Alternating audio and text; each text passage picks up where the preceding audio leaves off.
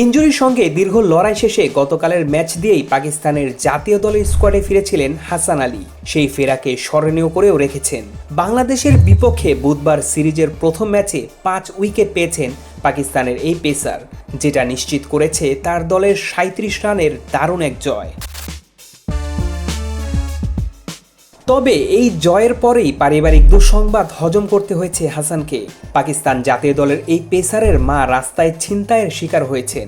গুজরানওয়ালা শহরের একটি রাস্তায় মোটরসাইকেলে আসা 2 দুষ্কৃতকারী তার কাছ থেকে নগদ 2,30,000 রুপি ছিনিয়ে নিয়ে পালিয়ে যায়। ঘটনার বিষয়ে হাসান আলীর ভাই খুররাম গণমাধ্যমকে নিশ্চিত করেছেন। তিনি জানান, তাদের মা বাজারে যাওয়ার পথে 2জন মোটরসাইকেল আরোহী তার পার্স ছিনিয়ে নেয়। পার্সে নগদ টাকা সহ গুরুত্বপূর্ণ কিছু সামগ্রী ছিল বলে জানা গেছে। ছিনতাইয়ের পরপরই গুজরানওয়ালা পুলিশ ঘটনাস্থলে পৌঁছে তদন্ত শুরু করেন। পুলিশের পক্ষ থেকে জানানো হয়েছে, অভিযুক্তদের ধরতে ইতিমধ্যে অভিযান শুরু হয়েছে এবং খুব শিগগিরই তাদের গ্রেফতার করা হবে বলে আশা করা হচ্ছে।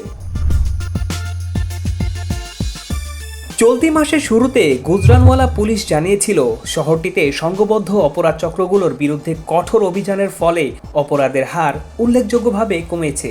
পাঞ্জাব সেফ সিটিজ অথরিটির তথ্য বলছে, 2025 সালের জানুয়ারি থেকে এপ্রিল পর্যন্ত দোকান ডাকাতির ঘটনা 47% কমেছে। সেই সঙ্গে দোকানের সশস্ত্র হামলা, বাড়িতে চুরি, দোকান চুরি এবং গাড়ি চুরির মতো অপরাধও অনেকাংশে হ্রাস পেয়েছে।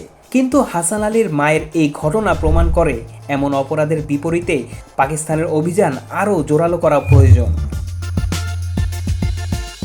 এদিকে নিজের ফিরে আসার ম্যাচে হাসান ছিল পাকিস্তানের তুরুপের তাস। 2 ওপেনারের পাশাপাশি পেয়েছেন জাকির আলীর গুরুত্বপূর্ণ উইকেট। শেষ দিকে শিকার করেছেন শরীফুল ইসলাম এবং তানজিম সাকিবের উইকেট।